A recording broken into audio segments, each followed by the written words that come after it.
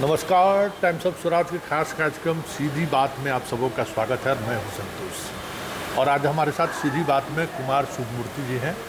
और आज हम हालात जिस तरीके से एसआईआर को लेकर जो चीज़ें चल रही हैं, आज सुप्रीम कोर्ट से भी लोगों की एक उम्मीद थी, वो अब निराशा में बदलता हुआ दिख रहा है। आधार को लेकर जो उनकी आज की जो प्रतिक्रिया रही, तो कोर्ट से भी कोई खास उम्मीद दिख नहीं रहा है। ज़मीन पर जनता भी उस तरीके से इसको लेकर गुस्से में नहीं है, लेकिन लोग मान रहे हैं कि ये डेमोक्रेसी के लिए थ्रेट है। तो सुमूर्ति जी, सीधा सवाल वही होगा मेरा कि न जनता गुस्से में है, न जनता में कोई आक्रोश दिख रहा है।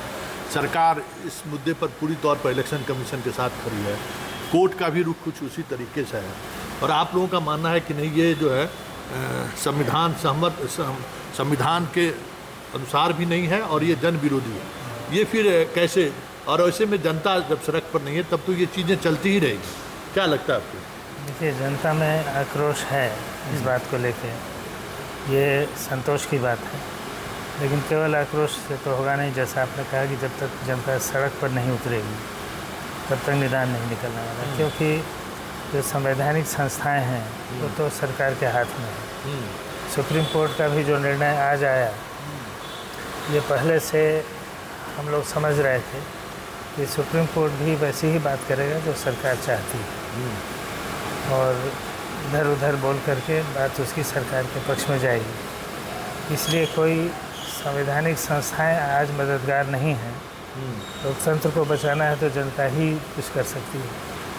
इसलिए आपने कहा कि आक्रोश है, लेकिन इसको कैसे नेतृत्व देकर के सड़क पर उतारा जाए और सीधी एक लड़ाई ठानी जाए, ये आज नौबत है। और ये केवल चुनाव के जीत हार या वोट चोरी का मामला नहीं है। CSIR जो है वो तो संविधान के ही खिलाफ है। संविधान कहता है कि अगर आप 18 साल के हो गए तो आप वोटर हो गए। ये सरकार को संविधान ने जिम्मेदारी दी है कि आप वोटर हैं तो आपका नाम सरकार दर्ज करे। आपको कोई एप्लीकेशन नहीं देना है कि भाई मुझे वोटर बनाइए। आप कर्तव्य है सरकार का, वो दर्ज करे आकर के।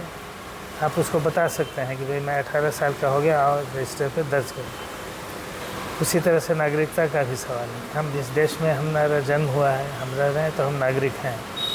आप रजिस्टर पर दर्ज कीजिए कि हम नागरिक हैं। अगर हम बाहर से आए हैं तो हम आपको प्रमाण देंगे, आपका प्रमाण मांग सकते हैं, लेकिन ऐसे हम देशवासी से प्रमाण मांगना ये बिल्कुल संविधान के खिलाफ है। और SIR कुछ इस तरह का है जिसमें दोनों बातें एक ही फॉर्म में डाल दी गई हैं चालाकी से। इसलिए ये संविधान के खिलाफ भी है और ये ऐसे खिलाफ है कि हमारी आज़ादी को ही, संविधान के खिलाफ है इसी का मतलब है कि हमारी आज़ादी को ही चुनौती दे रहा है कि तुम नागरिक हो या वोटर हो, इसके लिए तुमको सरकार से अनुमति लेनी पड़ेगी। सरकार अगर सैंक्शन करेगी तो तुम वोटर हो सकते हो, सैंक्शन करेगी तो तुम नागरिक हो सकते हो। ये सीधी गुलामी है, ऐसा मैं मानता हूँ। चूँकि ये सरकार तो फांसीवादी सरकार है, RSS के विचारधारा के बारे में सब जानते हैं और इस सरकार के कारनामे भी सब जानते हैं। ये सरकार के आने के बाद से किस तरह से देश में आपसी फूट बढ़ गई है। एक फांसीवाद इसी होता है कि एक तरफ तो तानाशाही और दूसरी तरफ जनता के विभिन्न वर्गों में आपसी तालमेल का समाप्त हो। इसलिए इस सरकार के रहते तो और ये गुलामी जो और भयंकर है। आपका न संविधान कोई काम करेगा, न सुप्रीम कोर्ट कोई काम करेगा। जो सरकार चाहेगी वही करना पड़ेगा। इसलिए मैं तो सोचता हूँ कि CSIR को, SIR जो है उसको ही चुनौती देनी चाहिए कि ये नहीं चलेगा, या वापस लीजिए। मुझे याद है कि इसी तरह का एक कानून, एशियाटिक लॉ, 1906 में दक्षिण अफ्रीका में लाया गया था कि आपको अपना सबूत दे करके गिरमिटिया जो मजदूर भारत से गए थे उनको तो ज़बरदस्ती भी ले जाया गया था। उनसे भी कहा जा रहा था कि आप सबूत दिखाइए और रजिस्ट्रेशन कीजिए और तब आपको जो भी बचे कुचे अधिकार थोड़े बहुत जो जूठन स्वरूप मिलने वाला है वो तभी मिलेंगे। गांधी जी ने उसको पढ़ा था तो बाकी लोग तो उतना अलर्ट नहीं थे, लेकिन उन्होंने देखते ही कहा, उनका स्टेटमेंट है कि ये अगर कानून बन गया तो ये तो भारतवासियों का, यहाँ जो दक्षिण अफ्रीका में आए हैं, उनका सर्वनाश। अब ये सर्वनाश कैसे है, ये जब आप सोचिएगा तो आपको पता चलेगा।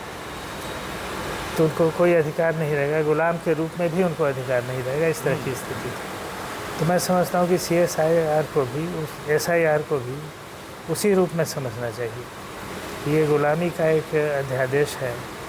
आप नागरिक भी होंगे तो सरकार के कहने से, अनुमति से, वोटर भी होंगे तो उसके कहने से, अनुमति से, तो यहाँ आपका अधिकार ही क्या रह गया।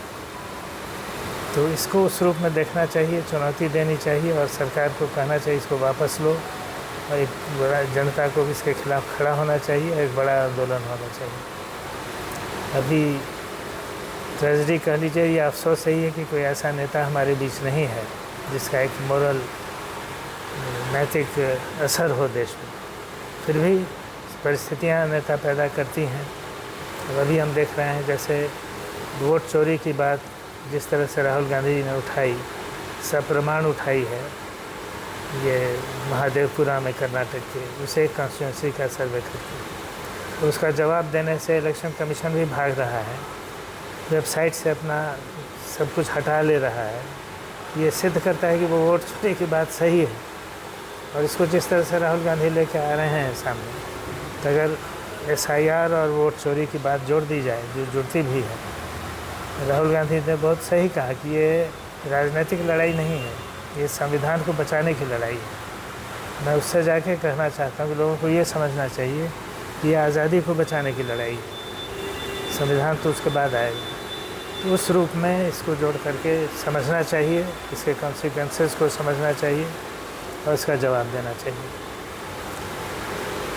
लेकिन बड़ा सवाल ये है कि जिन कह रहे हैं कि ये आज़ादी की लड़ाई है, एक कदम आप और आगे, ये लोकतंत्र नहीं, ये आज़ादी की लड़ाई, सीधे सीधे तौर पर आज़ादी पर हमला है।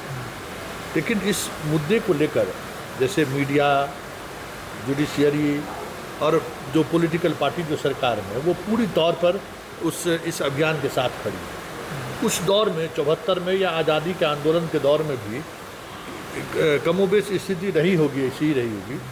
जनता कैसे, क्योंकि जनता को ये लग ही नहीं रहा है, जनता ये समझ ही नहीं पा रही है कि भाई इससे हमारी आज़ादी को खतरा है। तो ये जो एक बड़ा गैप लग रहा है, वो गैप कैसे, ये जनता तक ये बात कैसे नहीं पहुंच पा रही है, या जनता क्यों नहीं समझ पा रही है, एक बड़ा सवाल है। देखिए, मैं इसको जिस तरह समझता हूँ कि आज़ादी की लड़ाई के वक्त भी और जो 77 में तानाशाही की समाप्ति हुई, 74 की लड़ाई, उसको हम लोग दूसरी आज़ादी की लड़ाई मानते हैं, और ये अगर होगी तो तीसरी होगी हम लोगों के लिए। तो एक बड़ा कारण है कि जो पढ़ा लिखा वर्ग है, वो पढ़ लिख करके उसका दिमाग ऐसा बंध जाता है कि वो गुलामी को समझ नहीं पाता है। वो उसको अगर खाना पीना मिलता रहे, सुख सुविधाएँ मिलता रहे, तो वो निश्चिंत रहता है।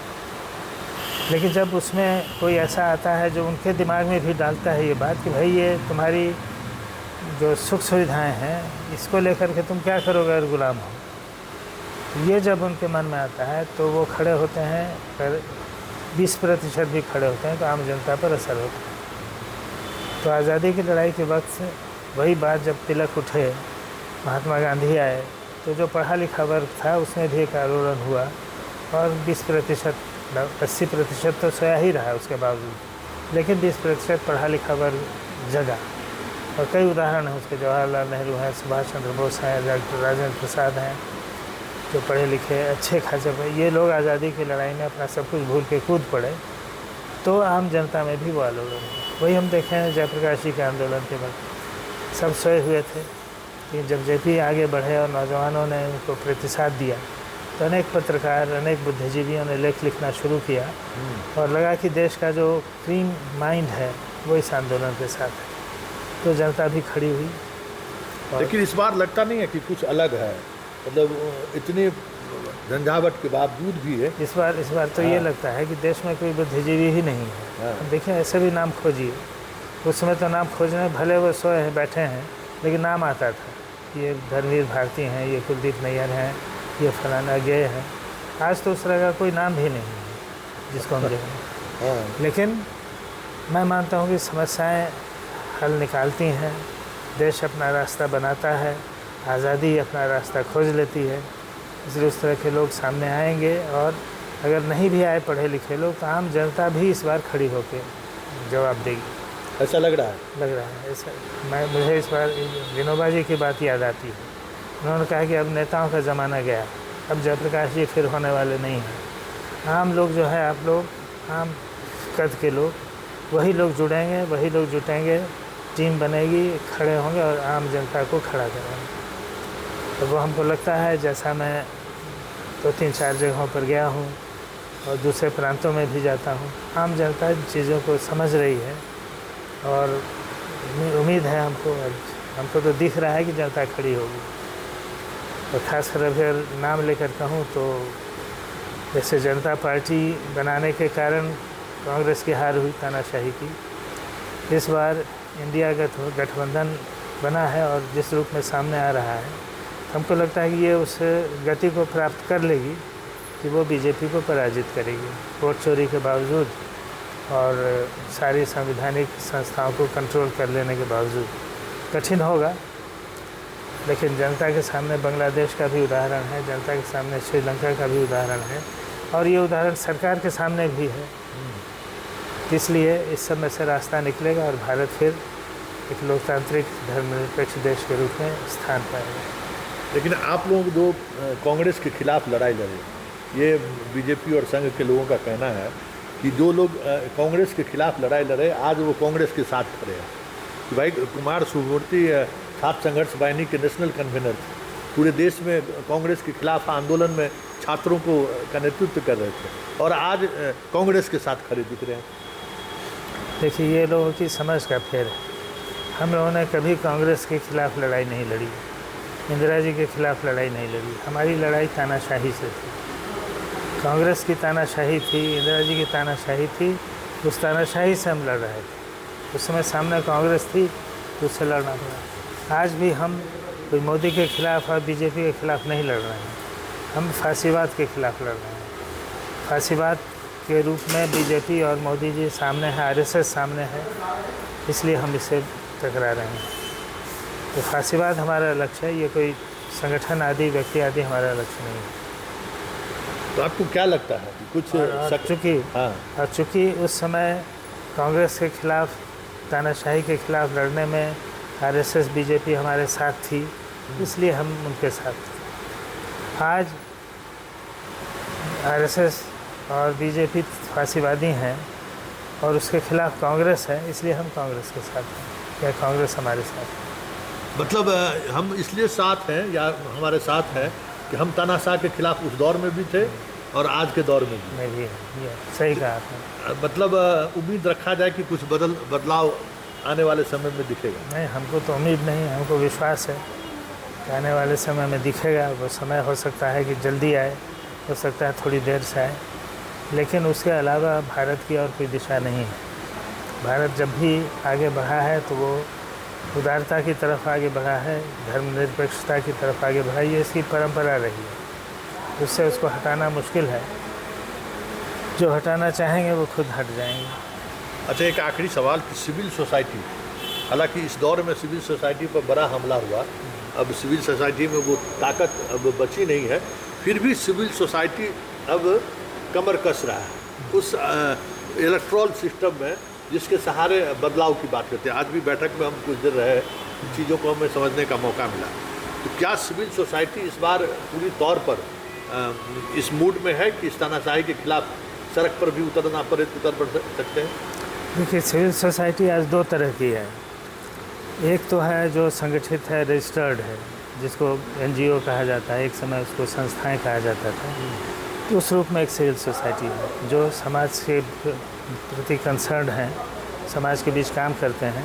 ठीक है, पैसे के आधार पर काम करते हैं, ऐसे एनजीओ हैं जो सिविल। दूसरा है जो संगठित नहीं है, लेकिन अपने आप में एक ग्रुप है जो सक्रिय है समाज में, व्यक्ति है जो सक्रिय है समाज में, वो सारा सिविल सोसाइटी का अंग है।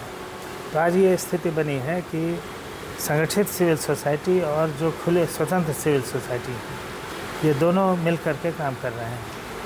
और आज जो आपने देखा उसमें दोनों तरह के लोग हैं, दोनों तरह के लोग हैं, और हम समझते हैं कि निश्चित रूप से ये सफलता इनको मिलेगी। वही जैसा हमने कहा कि हो सकता है थोड़ा समय लगे। एक चलते चलते एक दिमाग में मेरा एक सवाल है कि राहुल के साथ कांग्रेस भी खड़ा नहीं, कहीं कांग्रेस के लोग दिखते नहीं है मतलब उस तरीके से। तो उसके कार्यक्रम में भले कांग्रेसी दिखे, लेकिन सोशल प्लेटफॉर्म पर या बाकी फ्रंट पे जो कांग्रेसी लड़ते हुए नहीं दिखते हैं, जो आम लोग लड़ रहे हैं। क्या ये संकेत है कि आने वाले समय में चीज़ें करवट लेने वाली हैं? बिल्कुल, आपने बहुत सही ऑब्जर्व किया है। और राहुल गांधी हम समझते हैं, हमारा तो उनसे कोई परिचय या नज़दीकी नहीं है, लेकिन जो मैं देखता हूँ कि उनकी पॉलिटिक्स से जो पुरानी कांग्रेस है उसकी पॉलिटिक्स का मेल नहीं आता। ये बिल्कुल नए अलग तरह से सोच रहे हैं और एक नई कांग्रेस खड़ा करना चाहते हैं, नौजवानों की कांग्रेस जो जनता से सीधी जुड़ी हुई है। तो इस कोशिश में वो लगे हुए हैं, वो जद्दोजहद उनकी है। तो हम लोगों से उनका तालमेल ज़्यादा बैठ सकता है, पुरानी कांग्रेस जो है उससे कम तालमेल बैठेगा। तो शायद एक नई शक्ति पैदा होगी, तो पार्टी के रूप में एक नई शक्ति पैदा होगी और पार्टी से बाहर भी एक नई शक्ति पैदा होगी। तो दोनों शक्तियाँ मिल करके कुछ काम करेंगी। चलिए, बहुत बहुत धन्यवाद। मतलब अब चीज़ें बदलने लगी है और अब पार्टी नहीं, एक खास जो चीज़ें चल रही हैं इन दिनों देश में, उसको लेकर गोलबंदी शुरू हुई है। पता नहीं इस गोलबंदी का चुनाव पर कितना प्रभाव पड़ेगा, लेकिन इतना तो तय है कि अब आवाज़ उठनी शुरू हो गई है और उस आवाज़ को आवाज़ कब मिलता है ये देखने वाली बात है। ये इस सीधी बात को यहीं खत्म करते हैं, फिर किसी नए मुद्दों के साथ हमारी आपकी मुलाकात होगी। फिलहाल इजाज़त दीजिए, नमस्कार।